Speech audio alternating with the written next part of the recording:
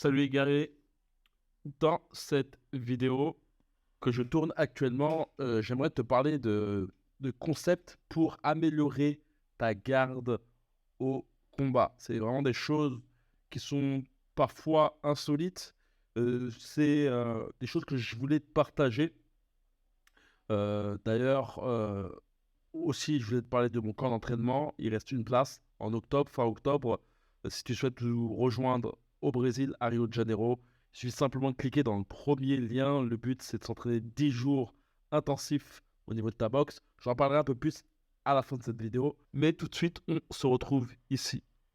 Pour parler de garde infranchissable, il y a une chose que je te conseillerais. Pour moi, c'est une chose des plus primordiales. J'avais vu une vidéo justement d'une petite qui envoyait son adversaire de loin et qui restait justement sur la même ligne directrice, qui était de bousiller son adversaire de loin. Ça, c'est vraiment l'une des choses qui est très importante, c'est que si tu as une longueur de bras assez imposante, ton bras avant peut te servir globalement de moyen d'attaque, mais de moyen de défense. Des boxeurs comme Vladimir Klitschko et Vitali Klitschko, deux frères, les deux frères jumelles, les deux tours jumelles, j'aime bien dire ça, sont devenus champions du monde durant une dizaine d'années, grâce justement à cette aptitude à garder leur adversaire de loin. Donc pour moi, c'est une des choses primordiales. Et même si tu as un adversaire de petite taille, comprendre ta distance de frappe va vraiment te permettre d'avoir une avance sur un bon nombre de boxeurs qui, eux, ne savent pas justement avoir cette aptitude.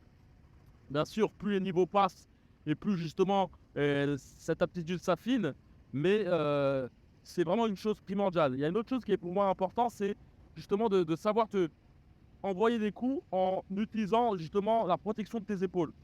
Ça, c'est vraiment une chose qu'il faut que tu mettes dans ta palette, car un bon nombre de boxeurs ont tendance justement, tu vois, à boxer comme ça.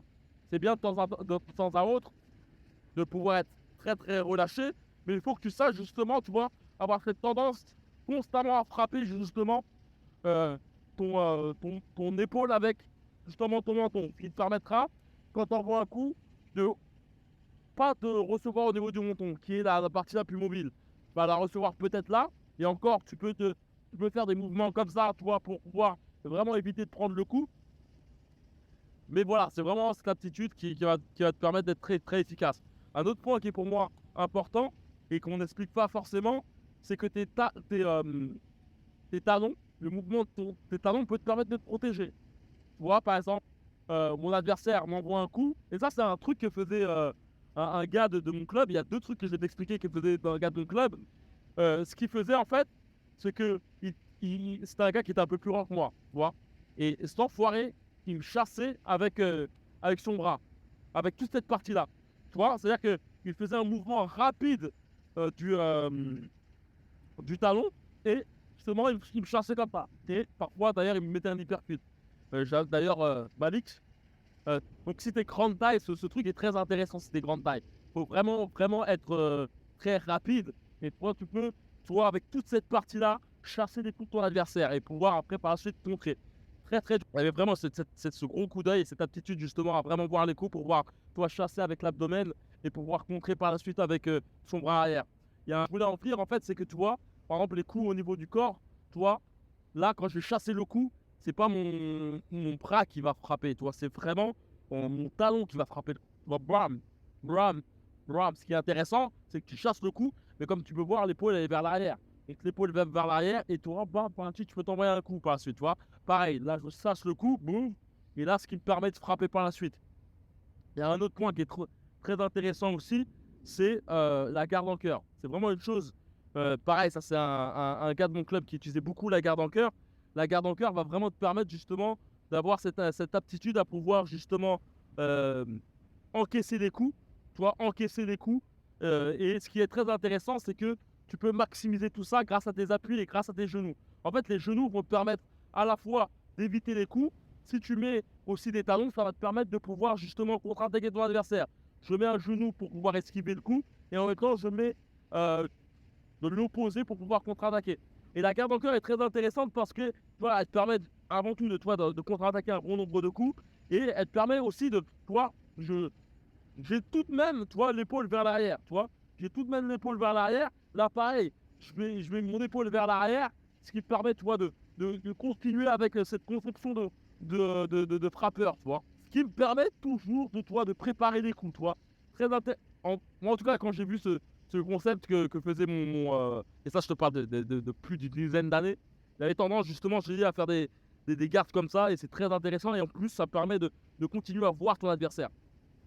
Peut-être que c'est ton cas, tu sens peut-être que ton potentiel n'est pas forcément mis euh, dans la façon la plus optimale. C'est-à-dire que tu es dans un club où il y a peut-être 50 personnes et ton entraîneur n'a pas forcément le temps de se focaliser sur toi.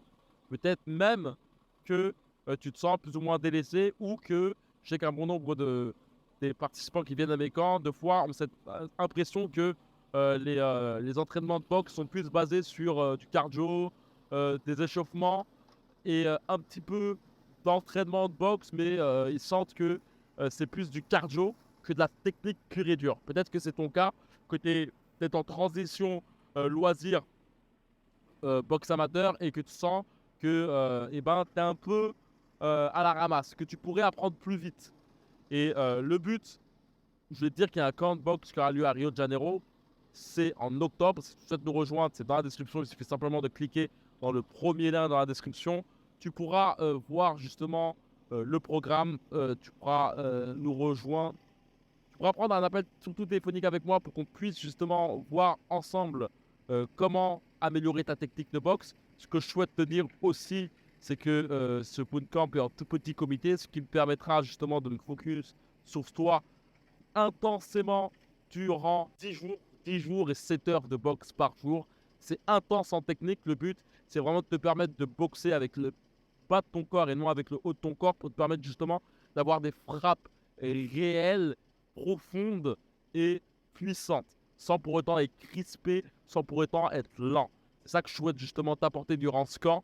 On est en tout petit comité, ce qui nous permettra d'une part d'avoir des liens assez fraternels, et ce qui te permettra surtout d'avoir un coach privé H24 derrière ton dos. Je pense que c'est vraiment l'une des choses qui est très intéressante dans ce camp, c'est que tu as une possibilité justement d'avoir une personne qui pointe tes erreurs, et cela de façon constante. Le but aussi, c'est de te permettre justement de poser toutes tes questions afin que j'y réponde durant le camp. C'est vraiment quelque chose d'interactif. Il y a ce côté où le but, c'est vraiment de travailler ta boxe, ta technique, tes tactiques aussi, mais surtout de pointer des zones d'ombre dont tu n'as pas pris conscience. C'est-à-dire qu'il y a des problèmes dont tu ne vois pas. Le but, c'est justement de pointer cela pour te permettre d'avoir une conscience de cela. C'est le meilleur moyen d'améliorer ta technique de boxe. Et surtout qu'on travaillera, comme je t'ai dit, beaucoup les appuis, la mobilité. Et une chose aussi qui est très intéressante, c'est qu'il y a un gros travail sur les contre-attaques. Donc, si tu souhaites nous rejoindre, si tu souhaites améliorer ta technique de boxe, si tu souhaites aiguiser tes instincts de combattant, c'est dans la description. Il suffit simplement de cliquer.